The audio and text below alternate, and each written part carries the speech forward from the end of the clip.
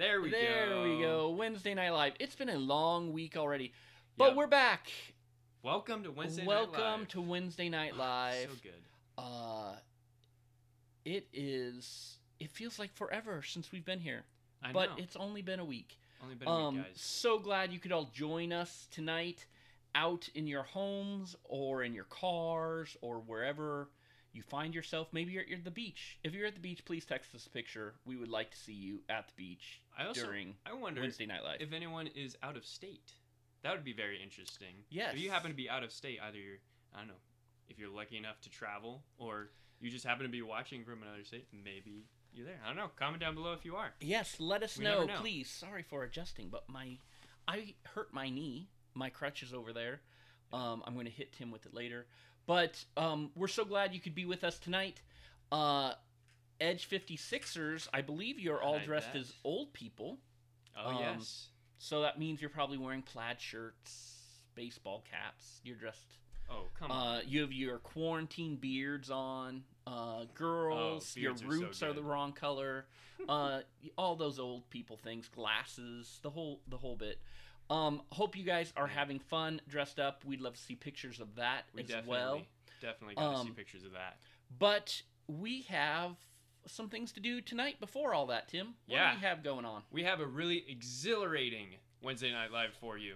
We have a skit that is going to take you guys on this really big race. I think you guys are going to really enjoy that. And then Is it an amazing race? Oh, it's not an amazing race. We don't travel. Man, we'll have to do that someday. Oh, that would be really fun. Wow. Then we have a nice bit of worship led by Encounter. So be ready for that. Another great week of Encounter worship.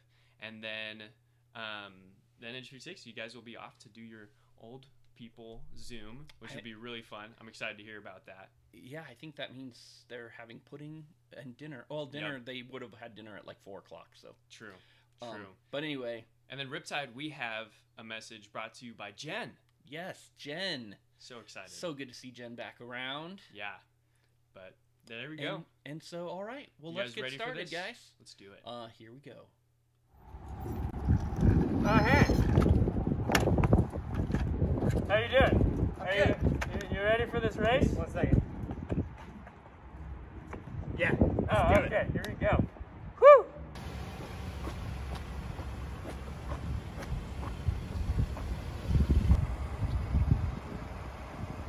What do we have here? Who are you? We're player 1. You, player 1? Player 1. Who are you? What are we? Tim, I don't know. I thought we were gonna have like a little go-kart race. Yeah, we were racing. racing. You and me, you on the couch, me Yeah, on the bike, and then what is this? Oh, they're getting out of the car. Okay, is this gonna be real serious? They're very intimidating. Okay, whatever you say. What is that about? We heard you guys are gonna race. We want in. Okay. Yeah. Sure. Yeah, that'd be super fun. Let's do it. Awesome. That was really mean with the bike, I know. though. Justin, can we be a team? Yeah, you can be a team. Here, hop on up. Come on, let's go.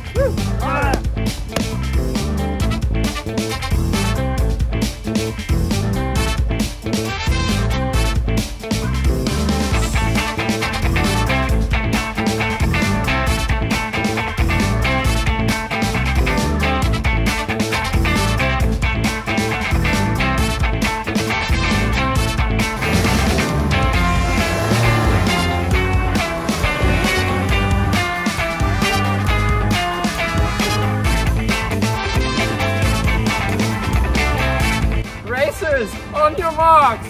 Ready? 3, 2, 1. Josh, what are you doing? Get over here. You're in the race.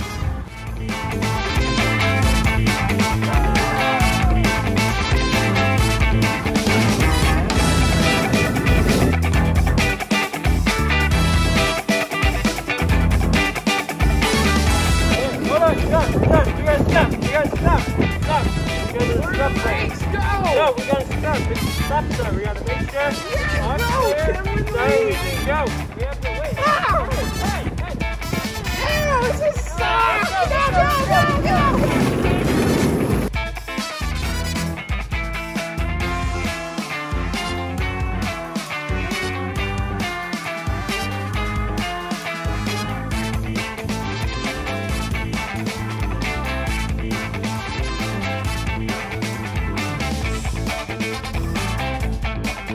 Sedona, the finish line's right there.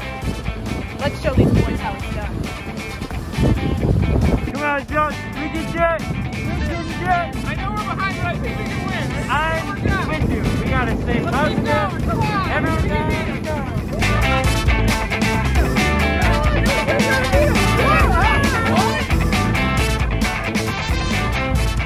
Good job, ladies. Way to go. That was really good. That was a really fun race. You two really killed it. Good job. Going fast. Way to go. Hey. Wow. So rude. They really are, but they beat us, so I mean. It's true. Fair play. Fair play in their car.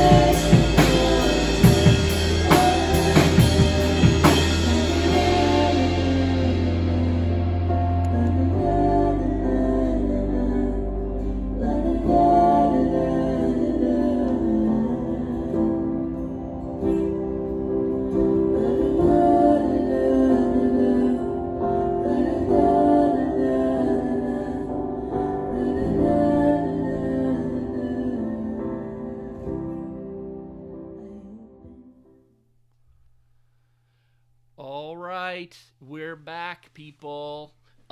Worship is done. That was awesome. Thanks, guys. Sorry for the little audio interruption at the beginning, but it just gave you a chance to sing louder.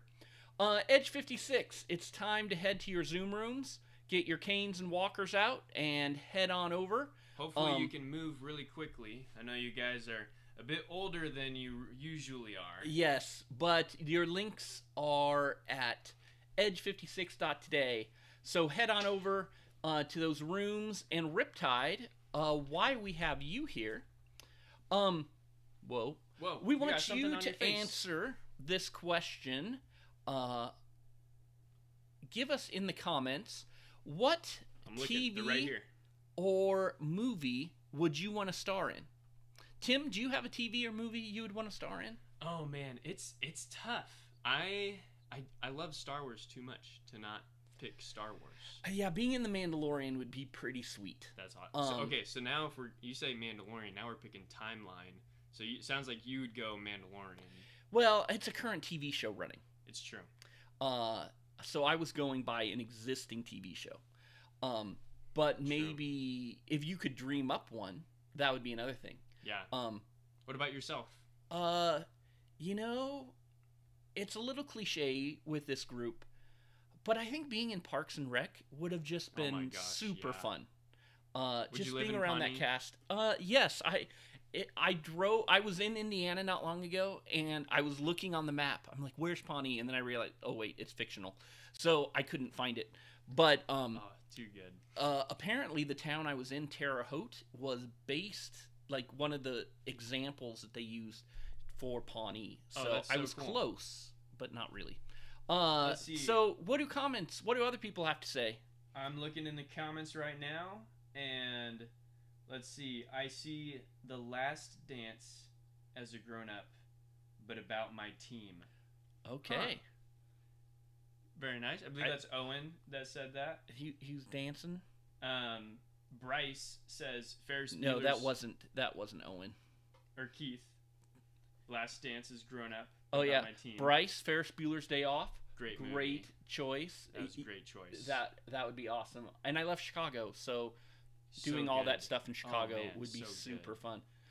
When we were all in Chicago, we should have acted out all the scenes in that movie. Great. We missed out. We would have had to gotten tickets to the Cubs though. We would have. Which would have been fun. They weren't in town. But they weren't. We tried. It's a bummer.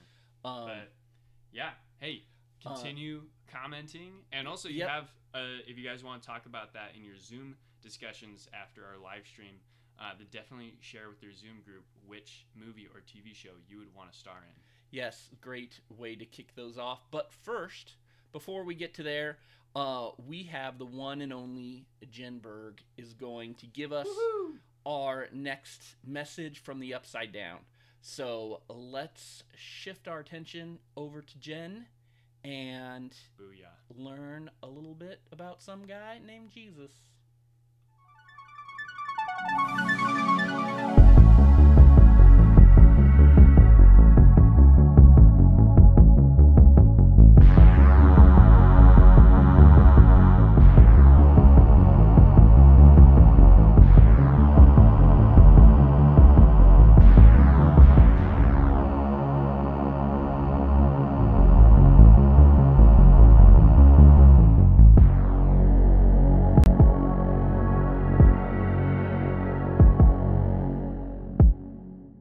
Hey Riptide! For those of you who don't know me yet, my name is Jen, and today I get to talk to you a little bit about how Jesus flipped the script in his day. One of my favorite things about Jesus and his life is that he wasn't who people expected him to be, and so he said things that people didn't expect for him to say. He was a revolutionary. Well, why do we care that he came to change things? It's like, of course Jesus changed things. It was the olden days, and things were pretty bad. Things are way different now. Well, even though times have changed and technology has advanced, human nature pretty much stayed the same. And so what he's saying to people at that time, he's still saying to us today. In one of his most famous messages, it's called the Sermon on the Mount. It's basically one of the most important messages. It's kind of giving us some navigation on how to do life. He said something that's not going to sound very relatable at first, but just hear me out. And we're going to focus on this verse. He says, "Therefore, if you are offering your gift at the altar, and there remember that your brother or sister has something against you, leave your gift there in front of the altar. First, go and be reconciled to them. Then come and offer your gift." Okay, let me catch you up to speed on this one. So back then, their tradition was to bring offerings to an altar, like a tribute to God. Basically, if you showed up, offered your gift to God, it was like blank slate, good to go, you're living a good life. The Pharisees, they were the spiritual leaders at the time. They basically said what the rules were, what's good and bad, how to live a life pleasing to God. So Jesus saying this is actually the opposite of what they were teaching at that time, because the Pharisees really cared about the external acts of worship, the things that you did to live a good life. They didn't pay much mind to what was actually in a person's heart and mind. So if a person conformed to these external rites of religion, however much envy or an ill will and secret hatred they might have, they thought they were doing pretty well. But Jesus is telling us what matters isn't you going through the motions of looking like a good person. Jesus most cares about what's going on inside, in our relationships, how we are loving each other. He won't see the long list of things that looked like good person things in your life. He's going to look at what's really in your heart. So, God cares about what's actually driving your actions, not the actions themselves. So, what he's saying here is look inward into your own life. And my question is, what has taken root in your heart that has become so unforgivable? Maybe think about the conflicts in your life right now that are still unresolved. Maybe because of pride or shame. Jesus is saying, work on that.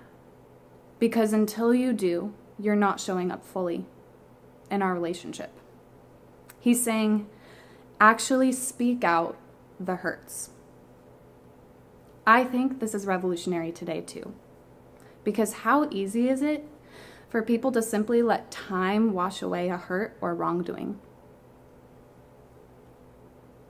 You may feel more calm over time, but the hurt is still there, never addressed. It's so important to just speak it out, to make amends if you can, to recognize when we hurt someone. That's how love grows stronger towards ourselves, towards others, and towards God. So remember this. Grow forgiveness in your heart before resentment and anger take over, because they will. And God cares about the health of your heart. That's how you reflect His love in the world. That's how you make a difference here. And the truth is, it's really, really hard.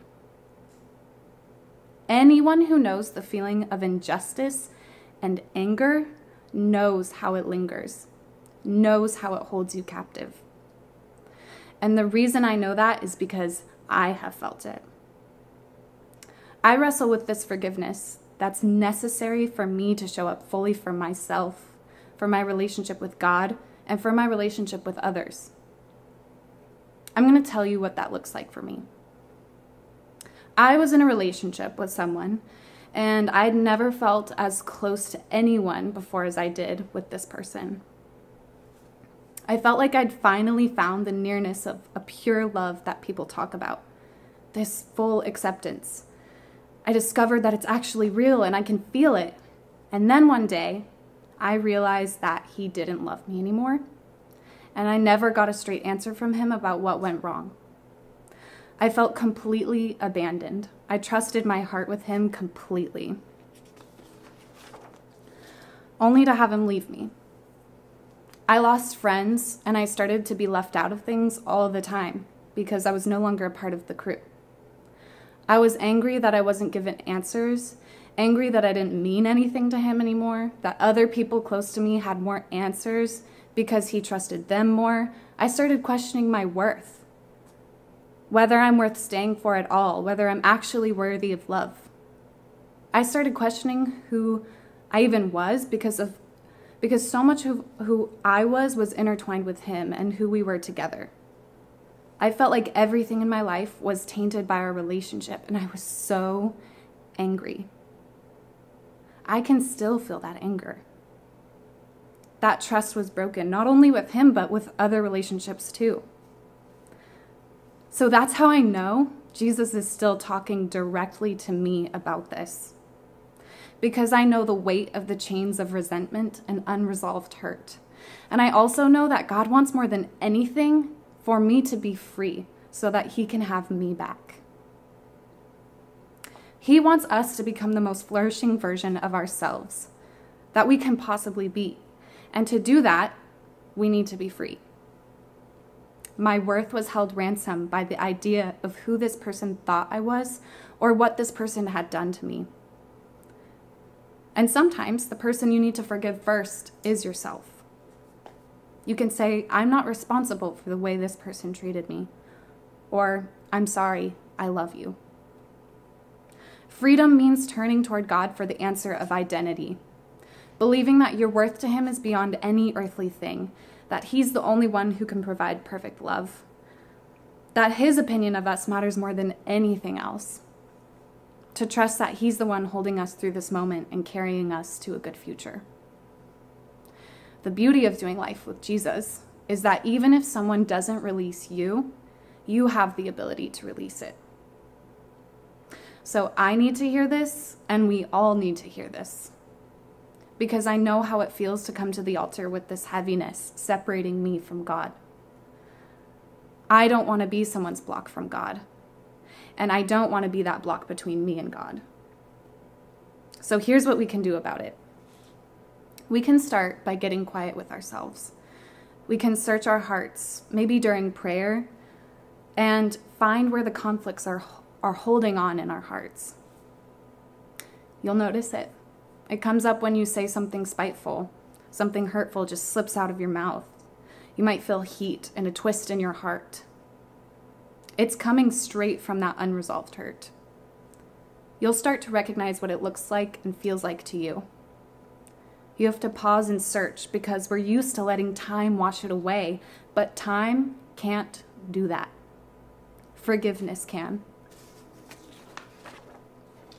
We have to actually say, I'm sorry that I hurt you. We actually have to say, I feel hurt, I feel betrayed. We have to actually say, I forgive you. We have to actually say, I want things to be better, what can we do? You can write it down, you can pray it. If you're in a conflict right now, you can actually go and talk to that person about it. Because God is not only seeing what we do, he's seeing what's in our hearts first and foremost. So that's what matters. That your life with God isn't just following the rules, but truly healing so that we live more authentically and love unencumbered by bitterness and hatred. So we're going to get into a posture for prayer, and I'm going to leave you with that. Dear God, I ask today that we open our hearts to you and ask ourselves what is still unresolved. What's getting in the way of our relationship? God, we want to be closer to you. We want to feel the freedom and peace you have for us. We want to be set free from these things that we've been carrying around for a long time. We want to love the way you love. We want to carry on the revolution that Jesus started. We love you. Amen.